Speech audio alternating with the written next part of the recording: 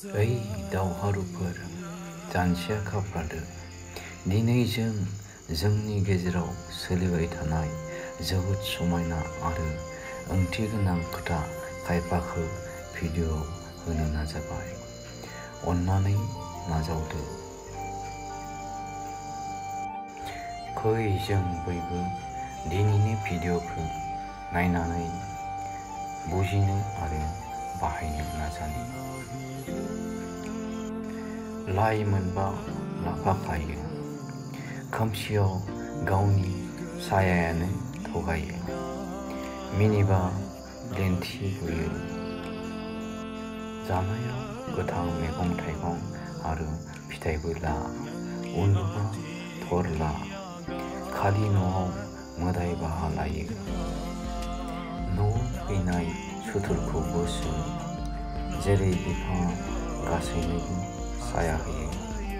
ओंख्रियाव जाया संख्रै, सेफ्लेनायाव थाङो बांसिन। अनला ओंख्रियाव आगान थाया, लान्दोनि एम्बु। एसेल' फरायनाय गोरोंखौ भगवानाबो बुजायनो हाया। बिफां गैयि हादोराव इन्दि बिफाङानो गेदेर जायो। मोजां मोननाया खाना, जायनि थाखाय गेदेर गेदेर दावहा जायो।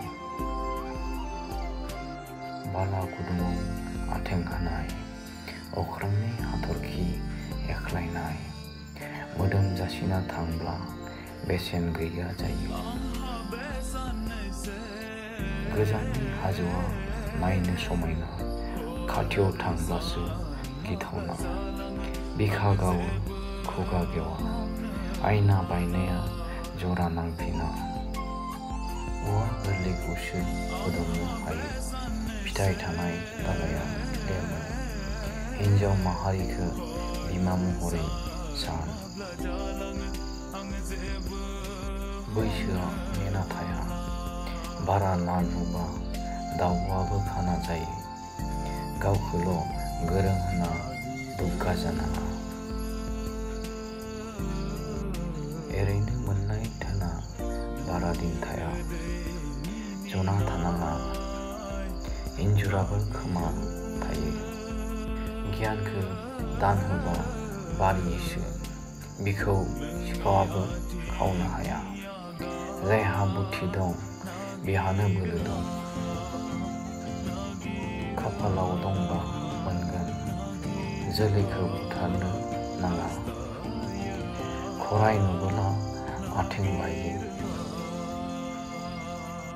रायजोआनो राजा, रावखौबो मुगैनो नाङा। दिनैनि राजा गाबोननि प्रजा।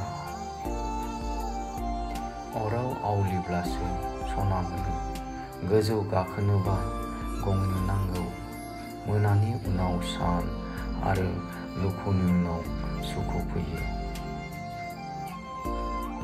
जोबनायाव बिब्दिनो भिडिअ बानायनाय जोंनि आगानखौ फोथांना लाखिनायनि थाखाय चेनेलखौ साबस्क्राइब आरो नटिफिकेसनखौ अल खालामगोन होनना गुरै खावलायहरबाय। भिडिअखौ नायनानै मोजां मोनोब्ला अन्नानै लाइक, कमेन्ट आरो शेयार खालाम। नोंथांनि कमेन्टआनो जोंनि थुलुंगा। गोजोन्थों।